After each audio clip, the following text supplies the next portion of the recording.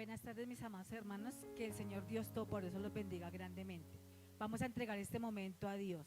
Padre Celestial, te damos infinitamente gracias por este hermoso día que tú nos regalas nuevamente. Te entregamos la vida de nuestro pastor Luis Melo, que va a estar predicando el sermón de las 7 palabras, Dios. Gracias por este siervo tuyo, Dios. Lo bendecimos, Dios, que tú seas guardándolo y protegiéndolo, Dios, en el nombre de Jesús. Amén, amén y amén.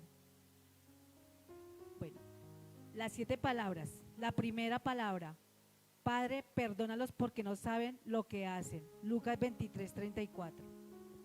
Padre, perdónales porque no saben lo que hacen. Lucas 23:34 dice así: y Jesús decía: Padre, perdónales porque no saben lo que hacen. Y repartieron entre sí sus vestidos, echando suertes. Fíjese que cuando usted lee el versículo 34 de Lucas 23, encuentra dos partes interesantes. Padre, perdónales porque no saben lo que hacen. Y quiero enfatizar hoy esta segunda parte que dice: no saben lo que hacen.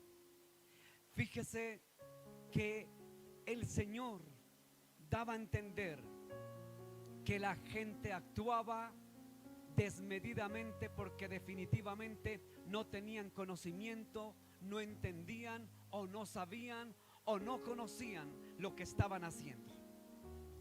Cuando usted lea al profeta Oseas en el Antiguo Testamento, en la Torá o en la Tacná, cuando usted lee el Antiguo Testamento va a encontrar que el profeta Oseas decía que el pueblo se perdía por falta de conocimiento, por no conocer, por no saber, por no entender. Eso era lo que prácticamente el Señor le decía a su padre: Padre, perdónalos, no saben lo que hacen. Definitivamente aquel pueblo rebelde no sabía que estaban llevando al matadero, llevando a la muerte al mismo Mesías, al Mesías que el profeta Isaías, casi 700 años antes de Cristo, le había dicho a su pueblo que iría a venir de una mujer y que se llamaría Emmanuel, Dios con nosotros. Es decir, que el pueblo no entendió que el Emmanuel, en hebreo Emmanuel significa Dios con nosotros. No entendió, no comprendió que Dios había llegado y se había cumplido la profecía del profeta Isaías cuando había dicho que vendría de una virgen. Es decir, que el pueblo no entendió, no conoció, no sabía y no entendía. Por lo tanto, al no conocer, al no saber, al no entender, no sabían lo que hacían. Pero el Señor, a pesar de esto, le pidió al Padre: Padre, perdónalos. Ellos no saben lo que hacen, pero de todas maneras, Padre, perdónales. Qué enseñanza del Maestro tan tremenda y hermosa. Aún sin saber lo que hacemos, aún desconociendo o aún conociendo lo que hacemos, la misericordia de Dios es grande. La palabra hebrea para misericordia es rajen o rajen, que quiere decir compasión, misericordia y piedad. Tanto es el amor de Dios por nosotros que vino a morir en la cruz del Calvario. Y aparte de perdonarnos, derramando y dando toda su sangre en el madero por nosotros, vino con un objetivo: para perdonarnos. Perdonarlo a usted, perdonarme a mí, perdonarnos a todos nosotros nuestras faltas y pecados, perdonándonos aún siendo culpables. Es decir, que el justo murió por los injustos sin merecerlo. El verdadero Dios se hizo carne y se hizo hombre para venir a la tierra, para perdonarnos, para enseñarnos a perdonar. Y nos enseñó aquella frase del Padre Nuestro que dice: Padre, perdónales porque no saben lo que hacen. Padre, perdona nuestras ofensas, como también nosotros perdonamos a los que nos ofenden. El perdón es la esencia, es el centro, es la clave del cristianismo. ¿Cómo cuesta perdonar al amigo, al vecino, al esposo, a la esposa, al compañero, aquí y allá y en cualquier lugar? Pero el Padre nos ha enseñado que a través de su muerte en la cruz, cuando se hizo hijo, El Padre nos muestra que es posible perdonar cuando se está con Él, porque sin Él no podríamos perdonar. Usted y yo podemos aprender a perdonar, no por nuestras fuerzas, no por usted ni por mí, porque será tal vez muy difícil, pero con Él todo sería posible. Con Él podríamos aprender a perdonar. Por eso digamos desde hoy: Padre, enséñanos a amar y a perdonar. Perdona nuestras ofensas, porque yo también quiero perdonar aún a los que me ofenden. ¿Quién lo hace sino Dios, que nos ayuda y nos da las fuerzas y la sabiduría para aprender y para saber perdonar como siempre? Segunda palabra: hoy estarás conmigo en el paraíso. Lucas 23:43. Hoy estarás conmigo en el paraíso. Lucas 23:43 dice de la siguiente manera: entonces Jesús le dijo: de cierto te digo que hoy estarás conmigo en el paraíso. Fíjese que por qué Jesús le dijo al hombre que estaba a su costado, que estaba junto a él, ¿por qué le dijo: hoy estarás conmigo en el paraíso? Número uno, porque cuando usted mira el contexto, va a encontrar que habían dos hombres, uno a la derecha y uno a la izquierda del madero. Pero estos dos hombres juntos eran delincuentes. Estos dos juntos eran ladrones. Estos dos juntos habían sido condenados por el Imperio Romano en el primer siglo. El Imperio Romano castigaba con cruz. Estos eran castigados porque habían cometido delito. Lo irónico y lo curioso era que Jesús no había cometido delito, pero sin embargo estaba en medio de dos ladrones, en medio de dos delincuentes. Pero uno hacía la diferencia.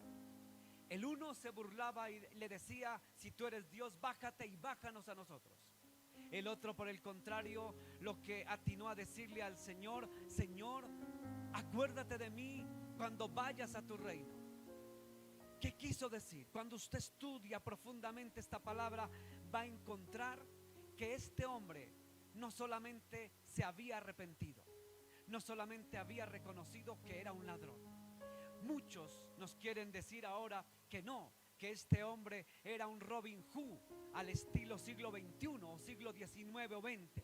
Es decir, que este hombre era dizque un ladrón bueno que robaba para darlo a los pobres. Mentira, este hombre era un delincuente, como el otro que estaba al otro costado de Jesús. Es decir, juntos eran delincuentes, juntos habían cometido errores, pecados, tal vez juntos habían asesinado, como hoy en día muchos asesinan para poder robar, o roban y asesinan. Tal vez estos debían asesinatos, tal vez estos debían muchos crímenes, tal vez estos eran de lo peor.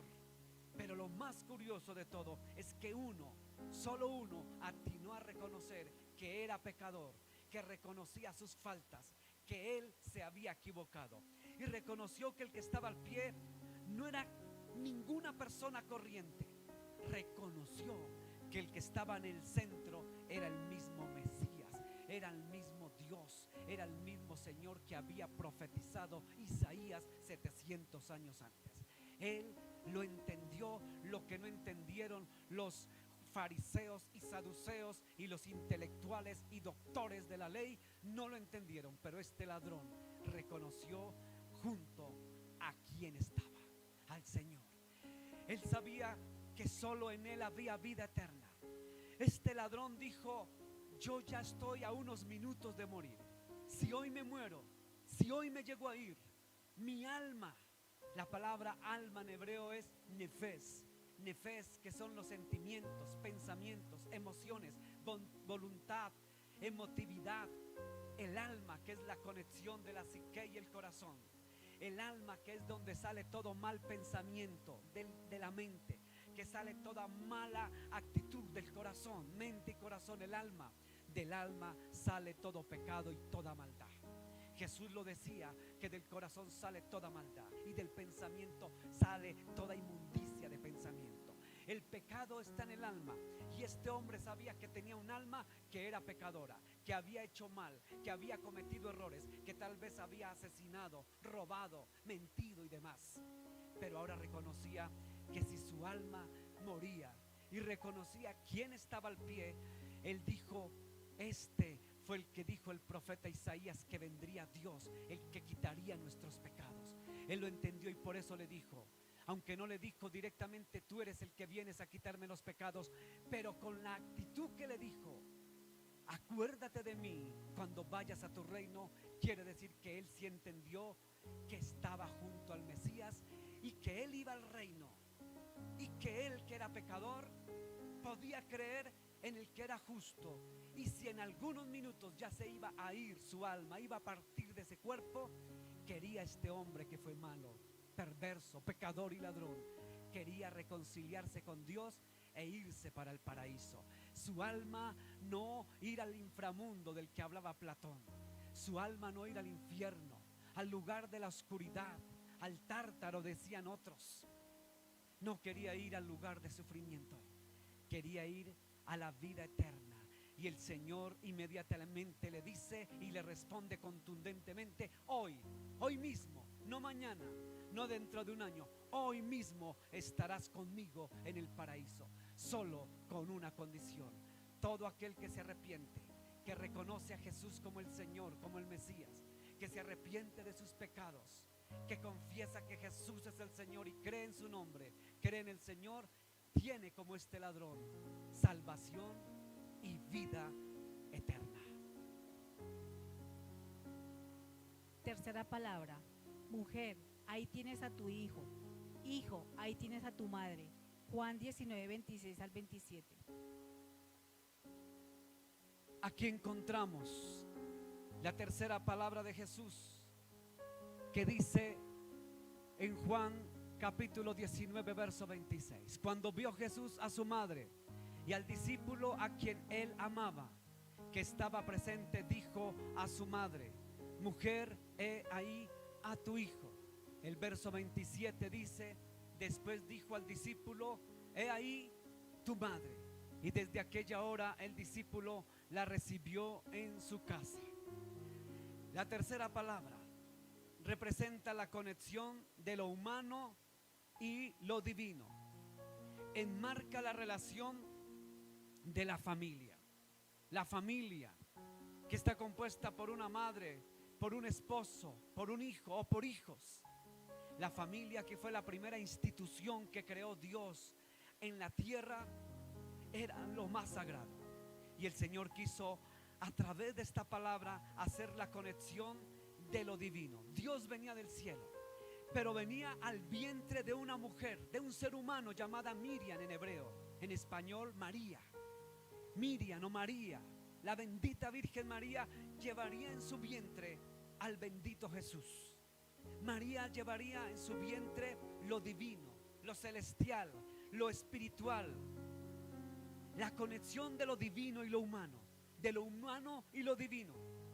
El Señor aquí demostraba sencillamente la conectividad de lo espiritual con lo natural. El ser humano, es natural, pero tenemos la esencia espiritual.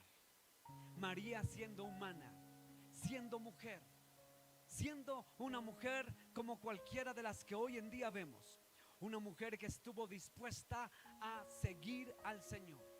Ella fue la que le dijo al ángel: aquí está la sierva de mi Señor, hágase conforme a su voluntad. Fíjese que la bendita María descendió de su orgullo, de su soberbia. Reconoció que siendo humana, ella también necesitaba al Salvador, a un Salvador. Ella decía y lo dijo claramente: he aquí la sierva de mi Señor, hágase conforme a tu voluntad. Mi alma se regocija en Dios, mi Salvador, dijo María. María, como humana, sabía que necesitaba la salvación. María, como humana, sabía que necesitaba de Dios. María, como humana, sabía que aunque era una sierva, una pequeña, necesitaba de lo espiritual, de lo divino. Usted y yo necesitamos de lo divino y lo espiritual. María, siendo una mujer virtuosa, como dice la palabra, una mujer bienaventurada, una mujer bendita, una mujer que tiene todas las características, los calificativos, atributos de una mujer que llevó una vida recta, limpia, íntegra. Una mujer que, aunque sabía que en su condición de humana, que tenía un cuerpo humano natural, dispuesto al pecado como todo mortal, sabía ella que su alma necesitaba del Señor, su Dios, su Salvador. Y aquí en esta palabra el Señor le muestra a Miriam o a María, le marca la importancia no solamente de una madre, sino la importancia que tiene el ser humano cuando se vincula, se conecta con lo divino. María se conectó con lo divino porque ella llevó en el vientre a Jesús, que era divino. Aquí el Señor nos hace la aclaración, si así se le puede llamar, de que el ser humano necesita de conectarse con lo divino. Usted dirá: yo no soy mujer para llevar en el vientre a Jesús. Jesús no va a volver a encarnarse en el vientre de ninguna mujer, pero Jesús hoy quiere entrar a su corazón.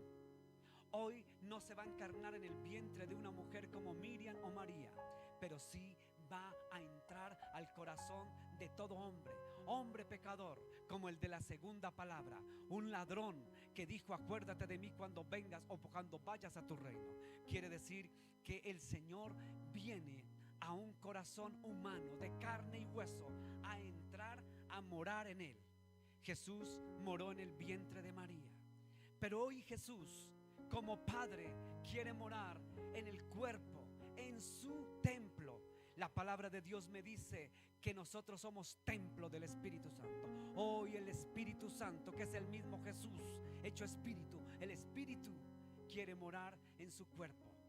El Señor Jesús quiere morar en su corazón, como algún día moró o estuvo en el vientre de María. La relación de lo divino y lo natural, la relación de lo espiritual y lo humano.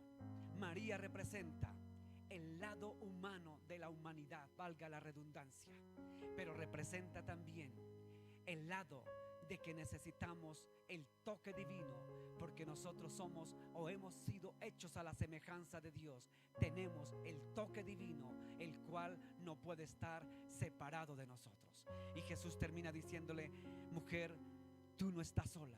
Aquí humanamente vas a quedar con Juan, tu compañía, pero como nos dijo a todos nosotros algún día cuando ascendió a los cielos: he aquí que yo estaré con vosotros todos los días hasta el fin de los siglos.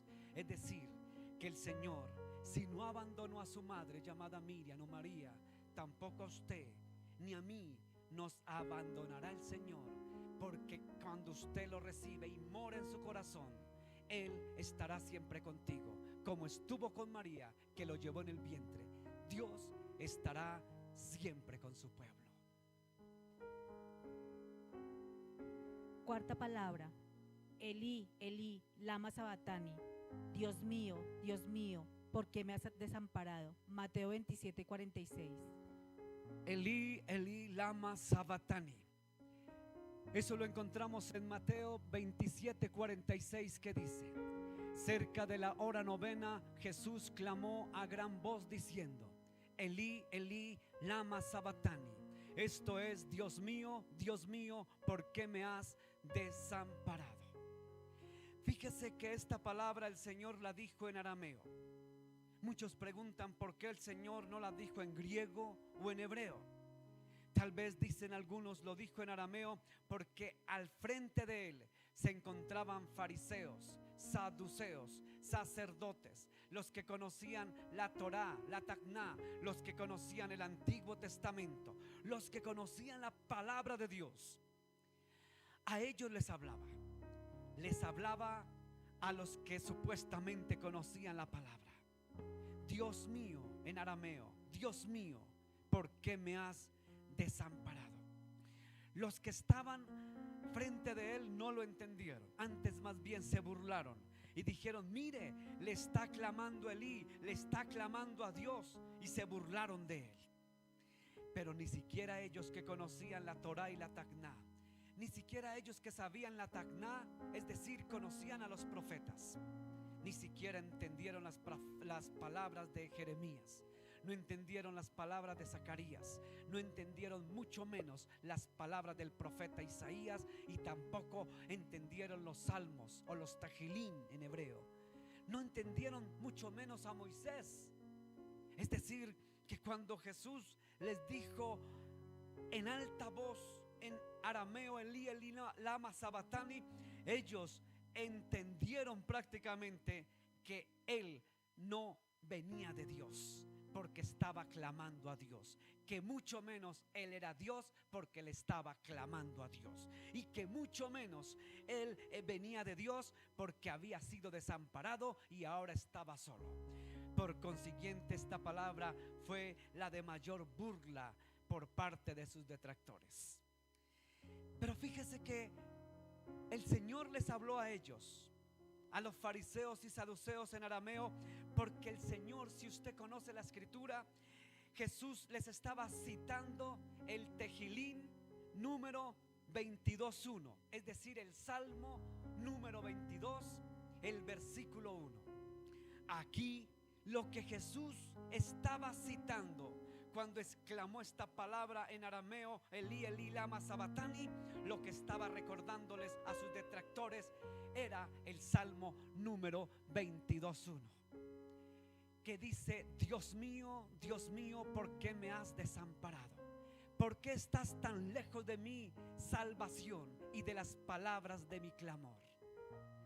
Aquí Jesús le citaba el Salmo o el Tejilín número 22, para que ellos recordaran. Porque si ellos conocían la Torá y la Tacná, ellos tenían que entender, de acuerdo a los salmistas, de acuerdo al Salmo y de acuerdo a los profetas como Isaías, que se estaba cumpliendo la palabra. Aquí Jesús les estaba diciendo prácticamente que lo que había dicho el profeta Isaías en el capítulo 53 era el cumplimiento de la palabra.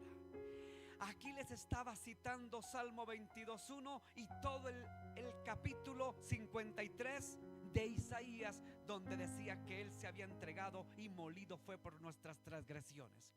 Aquí les estaba diciendo prácticamente el Señor que el Mesías se iba a hacer carne y hombre e iba a llevar los pecados de la humanidad, y se iba a hacer sucio siendo limpio, se iba a hacer injusto siendo justo, se iba a hacer pecador siendo sin pecado y sin mancha, que iba a coger toda la inmundicia, las enfermedades, el dolor, los sufrimientos, el odio, los resentimientos, la amargura, todo lo malo del hombre, todo pecado, lo iba a llevar él en la cruz. Con estas palabras de Elí, Elí, lama sabachthani, Jesús le dijo: aquí está el cumplimiento de Isaías y del Salmo 22. Es decir, todo pecado es llevado por el Mesías. Es decir, que aquí es donde se separa lo santo y lo puro, donde se separa al Dios verdadero, se separa de lo inmundo.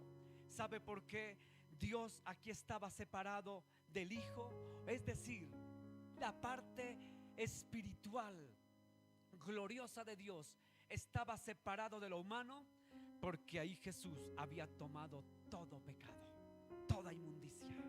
Entonces dice la escritura: ¿qué comunión hay la luz con las tinieblas? ¿Qué comunión hay lo limpio con lo sucio? ¿Qué comunión hay lo impío con lo puro? Aquí Jesús se había hecho impuro, luego no tenía ninguna conectividad con lo puro, que era lo celestial. Aquí estaba dividido lo inmundo de lo verdadero y puro y santo. Entonces aquí Jesús mostraba prácticamente que no podía estar unido Dios jamás con el pecado, que Dios no podría estar junto. Por eso el Señor Dios le dio la espalda, le hizo un giro al pecado del Dios hecho carne y hombre. Ahí estaba lo impuro y aquí estaba el Dios santo, que nada tenía que ver con lo puro. Aquí estaba desconectado totalmente, lo puro con lo santo con lo impuro. Por eso él gritó: ¿por qué me has desamparado? Quinta palabra, tengo sed. Juan 19:28. La quinta palabra la encontramos allí en Juan 19:28. Después de esto, sabiendo Jesús que ya todo estaba consumado, dijo, para que la escritura se cumpliese, dijo: tengo sed. Aquí Jesús está demostrando el lado humano. Fíjese que Jesús es Dios 100%, pero Jesús es hombre 100%. Jesús es 100% Dios y Jesús o Yeshua o Yahshua es 100% hombre. Es decir, que como hombre sintió, como hombre tuvo hambre, como hombre tuvo sed, como hombre tuvo angustias, como hombre tuvo dolor, como hombre tuvo sufrimiento, como hombre tuvo depresión, tristeza, aflicción y angustia, como la que vivió en el Getsemaní. Recuerde usted que en el Getsemaní, cuando el Señor estaba allí, se postró en esta piedra. La palabra Getsemaní quiere decir trillar en hebreo. Getsemaní es trillar en hebreo. Jesús fue trillado. Fue trillado porque dice el profeta Isaías que fue varón de dolores. Es decir, que él sintió dolor. Fue trillado porque él sintió angustia. Dice la palabra de Dios que este hombre llamado Jesús, siendo carne, hombre, sudó sangre, porque entró en el grado de angustia, cual ningún ser humano ha entrado en el estado de angustia más sorprendente. Jesús entró en el estado de angustia más terrorífico que ningún ser humano hubiese vivido a través de la historia. Jesús sintió tanta angustia, angustia por el pecado del hombre, angustia y sufrimiento por la maldad del hombre, angustia por todo lo que el hombre iba a pasar si no recibía la reconciliación del Padre. Angustia porque el Señor sabía el final de los hombres sin Él en el inframundo o en el infierno. Angustia porque sabía que tanto los hombres como Él iban a pelear con espíritus malvados, con espíritus perversos. El Señor peleó con espíritus perversos en la cruz. El Señor peleó con todos los espíritus demoníacos, principados, potestades, gobernadores y huestes de maldad en las regiones celestes. Lo peleó Jesús estando en la cruz. Dice que se oscureció cuando Él estaba siendo crucificado. ¿Por qué? Porque todas las entidades, principados, potestades, gobernadores y huestes de maldad descendieron del segundo cielo para oprimir al Mesías. Subieron del inframundo, de los abismos, subieron a atormentar al Señor en la cruz. Es decir, que el dolor de Jesús, el sufrimiento de Jesús, no fue solamente el dolor físico de la corona de espinas, de los clavos, de la llaga que se hizo en su espalda. El dolor más profundo del Señor era por usted y por mí, por el amor a la humanidad. De saber el Señor que estábamos a merced de potestades demoníacas donde nadie nos podía ayudar sino solamente Él. El sufrimiento del Señor fue llevar la angustia por todo lo que iba a vivir y pelear por usted y pelear por mí allí con todas las entidades espirituales de maldad y de perversidad. En otras palabras, el Jesús hombre, el Dios hecho hombre, ha hecho lo que ningún hombre ha hecho en la historia. Ni Mahoma, ni el Buda, ni Hare Krishna, ni Dalai Lama, ni ninguno de los que han existido han tenido que enfrentarse con las millones y millones de potestades demoníacas. Ninguno ha tenido que enfrentarse con todas las huestes de maldad. ninguno ha tenido que estar frente al mismo Satanás, y ninguno ha tenido que lidiar tanto para defender a la humanidad y llevarse sus pecados.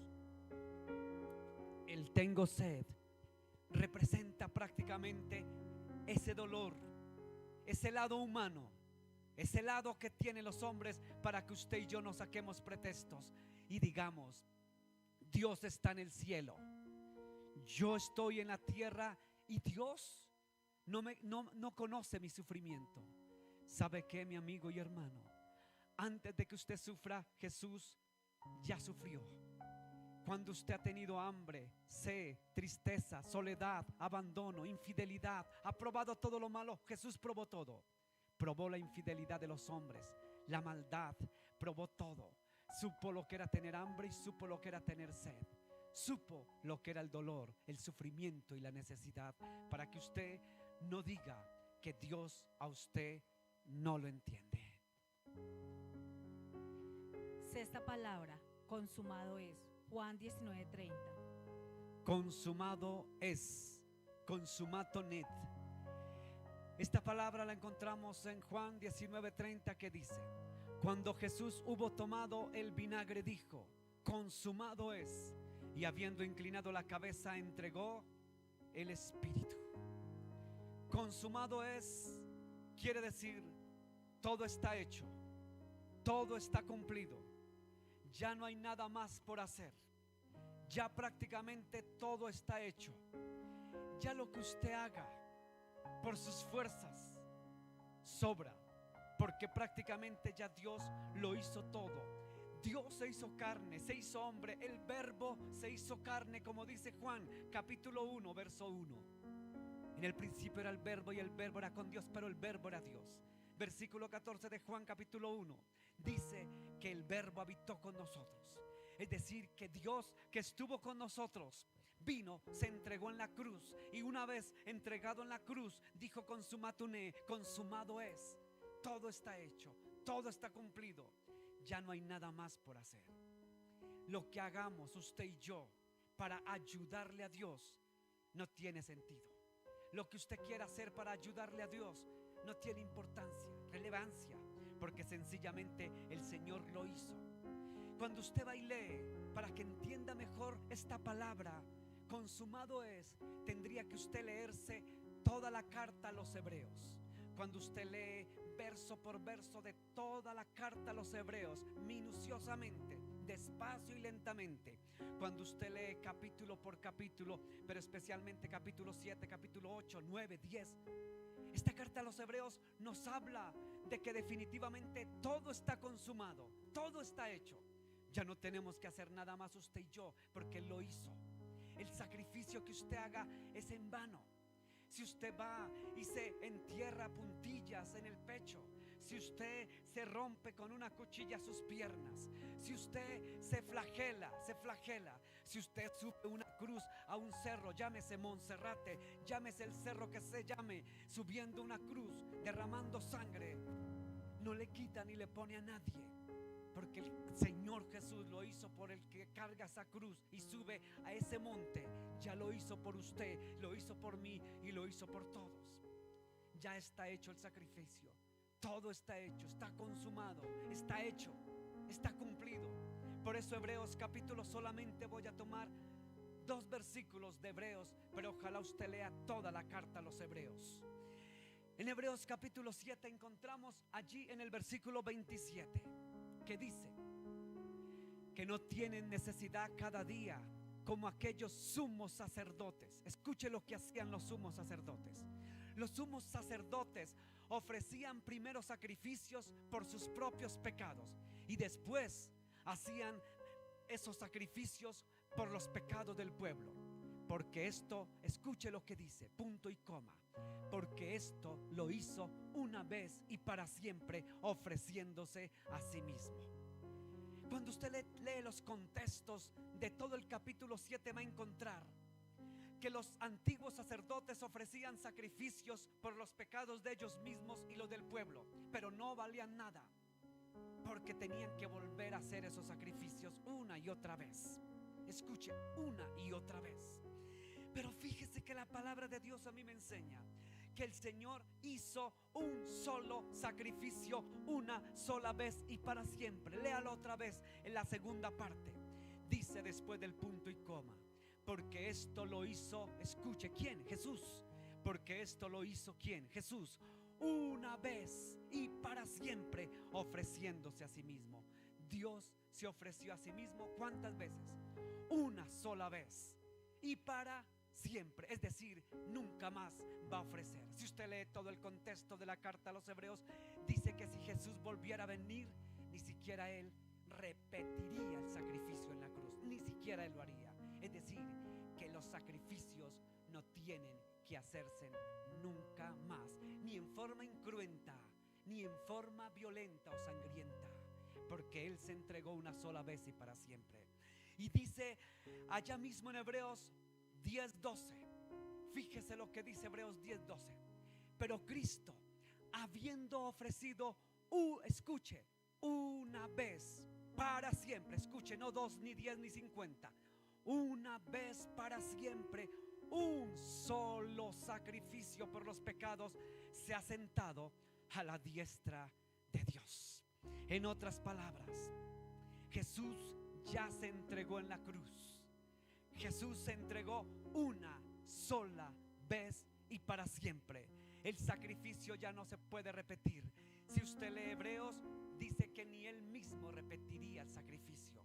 Si Él mismo no lo repite, nadie, absolutamente nadie puede repetir ni un semejante sacrificio. Ni usted, ni yo, ni nadie, porque Él lo hizo una sola vez y para siempre. Se cumplió y se fue a la diestra del Señor. Se cumplió, consumado es, consumatum est, está hecho, está cumplido. Ya Él se entregó, ya Él lo hizo, ya nos perdonó. El velo del templo se rasgó. Ya el Señor aceptó el sacrificio, se rasgó el velo, que quería decir: el Señor aceptó el sacrificio, ya no hay más que hacer. Una sola vez y para siempre se entregó en la cruz. Séptima y última palabra. Padre, en tus manos encomiendo mi espíritu. Lucas 23:46. Padre, en tus manos encomiendo mi espíritu. En Lucas 23:46, que dice así la escritura: entonces Jesús, clamando a gran voz, dijo: Padre, en tus manos encomiendo mi espíritu. Y habiendo dicho esto, expiró, es decir, murió. Muchos dicen que Jesús no murió. Los judíos dicen que el Señor no murió y que después los discípulos robaron su cuerpo. Y hay muchas historias. Pero Jesús, con todo lo que pasó clínicamente, si usted hace un estudio científico médico, Jesús tuvo que haber muerto por cualquiera de las 1000 razones que pasaron o que pasó. Pero fíjese que su cuerpo murió, su cuerpo humano, su soma, dice Platón, el soma, el cuerpo, la materia. Pero dice la palabra de Dios que entregó su espíritu. Cuando usted lee el Evangelio de Juan capítulo 4, el verso 24, usted encuentra que el Señor nos enseña que Dios es espíritu. Escuche bien y lo leemos en este momento. Juan 4:24 dice: Dios es espíritu, y los que le adoran en espíritu y en verdad es necesario que le adoren. Como Dios es espíritu, el espíritu que es Dios descendió del tercer cielo, bajó al planeta Tierra. El espíritu se hizo carne, el espíritu se hizo hombre. Pero fíjese que la carne venció a la muerte y resucitó al tercer día, según las escrituras, como dice Corintios en la carta de San Pablo. Resucitó al tercer día, según las escrituras. Lo dijo Pablo en Primera de Corintios capítulo 15, del versículo del 1 al 4. El que resucitó al tercer día, su cuerpo resucitó. Su espíritu venía del cielo, su espíritu volvía al cielo. Lo que es de Dios vuelve a Dios. Todo espíritu vuelve a Dios. Dios es espíritu. su espíritu regresaba a Dios. El espíritu que se había hecho carne, el espíritu que era el mismo Dios que había venido a la tierra, había hecho lo que había prometido: entregarse. Por eso la palabra anterior, consumado es, quería decir que Dios terminaba su tarea. Ya había terminado su tarea, como lo dijo en el versículo, la palabra número 6. Pero en la palabra número 7 de Jesús decía: ya no hay nada que hacer. Como todo está hecho, es hora de volver de donde he venido. Es hora de regresar de donde he venido, de la eternidad, de la salvación. He venido de la vida eterna y vuelvo a la vida eterna. Ahora solamente hay un camino. Y les dijo: yo soy el camino y la verdad y la vida, y nadie va al Padre. Es decir, nadie sube a los cielos si no es por mí, por lo que yo hice en la cruz, por haberme hecho carne y haberme hecho hombre y haber muerto y resucitado.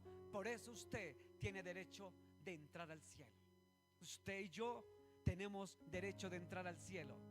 No porque seamos bonitos, ni porque seamos buenos, porque no hay justo ni aun uno.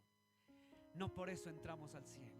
Usted y yo entramos al cielo porque uno que es espíritu, que es Dios, el espíritu se hizo carne, y esa carne que se hizo hombre, que era Dios, el verbo, murió por usted y murió por mí. Y por su muerte y resurrección tenemos entrada usted y yo al reino de los cielos. Cuando el Señor dijo: en tus manos encomiendo mi espíritu, quería decir prácticamente: aquí está hecho todo, yo regreso de donde vengo. Vengo del trono celestial y regreso al trono celestial. Bueno, mis hermanos, vamos a darle gracias a Dios por este momento que Dios nos regaló. Vamos a pedir a nuestro amado pastor que ore, por favor. Padre, Gracias. amado y eterno, Amén. te damos gracias, Señor, Gracias, Padre. porque tú viniste a la Así tierra, es, Padre Celestial. dejaste tu trono, Amén. dejaste, Señor, Amén. los cielos, Así es, descendiste Padre al planeta Tierra, Celestial. Gracias, maravilloso. viniste, Señor, Gracias. a un pesebre, a un Amén. establo. Así es, Padre Celestial. Llegaste al vientre de una hermosa y Gracias, bendita Padre mujer Celestial. llamada Miriam, no Amén, María. amén, amén. Gracias, Llegaste al Dios. vientre de María. Gracias, maravilloso Dios. Naciste en Belén de Efrata. Gracias, Padre Moriste en una cruz por nuestros pecados, Amén, derramando amén, y dando amén. hasta la última gota de tu sangre. Amén, así es. Cuando moriste en esa cruz, Gracias, pediste Padre perdón por la humanidad. Celestial. Amén. Diste 7 palabras Amén. donde así nos es. enseña, Señor, la hermosura, Gracias, la Padre. misericordia, la compasión, Gracias, la Padre piedad, la bondad. Gracias, El maravilloso sello de tu amor nos lo diste a través de esa cruz. Amén, amén, amén. Esa cruz es la representación de Gracias, tu amor, maravilloso Dios. Amén. Por esa cruz recordamos lo que tú Gracias, hiciste, Padre Señor, en esa cruz. Amén, Diste así tu es, cuerpo y Padre diste tu Celestial. sangre. Amén, Nos amén. perdonaste y nos lavaste con esa sangre Gracias, preciosa maravilloso que has vertido en esa cruz. Amén.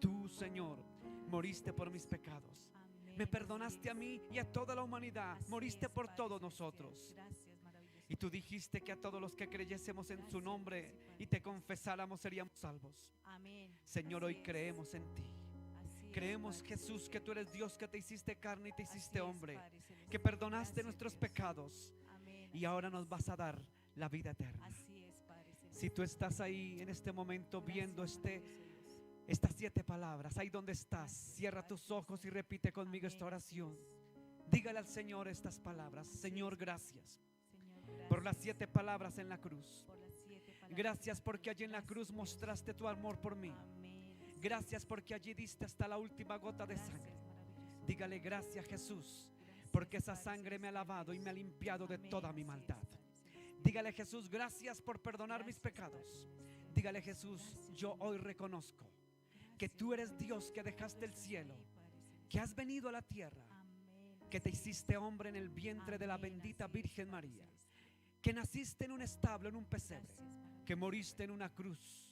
que diste hasta la última gota de tu sangre, que moriste, Amén, que así fuiste es. sepultado, Así es, pero Padre resucitaste al tercer día según las Celestial. escrituras. Gracias, maravilloso. Dígale, Jesús, gracias Gracias, por Dios. perdonar mis pecados. Gracias, Padre Hoy te pido Celestial. perdón, Jesús. Dígale dónde está, Gracias, dígale, Dios. Jesús, yo soy pecador. Perdóname. Perdóname como aquel hombre que estaba junto a la cruz reconoció. Hoy yo también reconozco. Dígale: reconozco mis pecados, mis errores y mis faltas. Señor, acuérdate de mí Amén. Así y llévame a tu reino. Que el día que me muera, dígale ahí donde está, que el día que me muera, Señor, tú me lleves a tu reino, a tu gloria, a la vida eterna, al paraíso. Que mi alma llegue a la vida eterna, porque mi alma es eterna. Mi alma es eterna. Y que mi cuerpo que vuelve al polvo de la tierra, que vuelva al polvo de la tierra, pero que mi alma llegue a tu presencia. Perdona mis pecados, me arrepiento de ellos. Te pido perdón y recíbeme en la eternidad. Recíbeme en el reino, como recibiste a aquel ladrón que se arrepintió y reconoció que tú eras el Señor. Muchas gracias, Padre, en el nombre de Jesús. Amén, amén.